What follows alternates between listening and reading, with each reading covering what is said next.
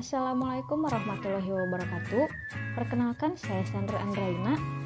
Dalam video kali ini saya akan menjelaskan secara singkat mengenai aliran Jabariyah. Nah, apa sih aliran Jabariyah ini? Kata Jabariyah berasal dari kata Jabara yang berarti memaksa. Lalu kata Jabara ditarik menjadi Jabariyah yang memiliki suatu arti, suatu aliran.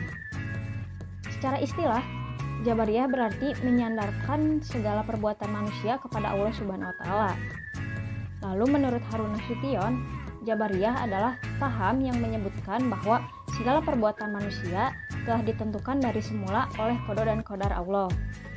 Jadi maksudnya adalah bahwa setiap perbuatan yang dikerjakan oleh manusia itu tidak berdasarkan kehendak manusia, tapi diciptakan oleh Tuhan dengan kehendaknya. Jadi manusia tidak mempunyai kebebasan dalam berbuat karena tidak memiliki kemampuan. Nah, lalu siapa saja tokoh-tokoh dalam aliran Jabariyah ini? Nah, yang pertama ada Jaham bin Sofyan dengan nama asli Abu Mahrus Jaham bin Safwan, yaitu seorang mawali yang menentang pemerintah Bani Umayyah di Khurasan.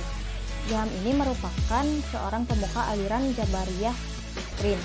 Lalu yang kedua ada Ja'ad bin Dirham, yaitu seorang maulana Bani Hakim yang tinggal di Damaskus, kemudian lari ke Kufah dan bertemu dengan Jaham. Di sana dia mentransferkan pikirannya dengan Jaham dan untuk dikembangkan dan disebarluaskan. Ja'ad bin Dirham ini termasuk juga ke dalam Jabariyah ekstrim. Lalu yang ketiga ada An-Najjar dengan nama asli Husain bin Muhammad An-Najjariyah. Para pengikutnya disebut dengan An-Najjariyah atau Al-Husainiyah. An-Najjar ini termasuk anggota dalam golongan Jabariyah moderat. Lalu yang keempat ada Ad-Dirar dengan nama asli Dirar bin Amr. Pendapatnya tentang perbuatan manusia sama dengan Husain An-Najjar atau An-Najjar, yakni bahwa manusia tidak hanya merupakan wayang yang digerakkan oleh dalangnya. Nah, terus ajaran-ajaran yang ada dalam aliran Jabariyah ini tuh apa saja sih? Nah, ajaran-ajaran dalam aliran Jabariyah ini menyebutkan bahwa manusia tidak mampu untuk berbuat apa-apa. Jadi perbuatan manusia itu paksaan dari Tuhan yang tidak dapat ditolak oleh manusia. Lalu ada surga dan neraka itu tidak kekal, tetapi yang kekal hanya Tuhan. Kemudian kalam Tuhan adalah makhluk dan Tuhan tidak mempunyai sifat yang serupa dengan makhluk, seperti berbicara, melihat, dan mendengar. Lalu ada iman dan ma'rifat dalam hati dengan hanya membenarkan dalam hati.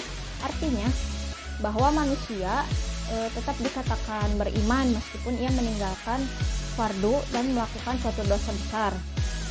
Tetap dikatakan beriman walaupun tanpa amal. Kemudian ada Tuhan tidak dapat dilihat di akhirat. Lalu menurut pendapat saya sendiri, aliran Jabariyah ini adalah aliran yang tidak baik gitu.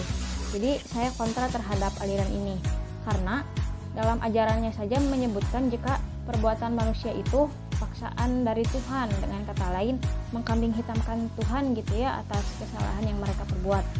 Dan pola pikir dalam aliran ini kebanyakan tuh negatif karena membuat manusia menjadi pesimis, malas, mudah menyerah juga, dan pasrah terhadap apapun tanpa mau berusaha terlebih dahulu seperti itu. Ya, mungkin cukup sekian penjelasannya.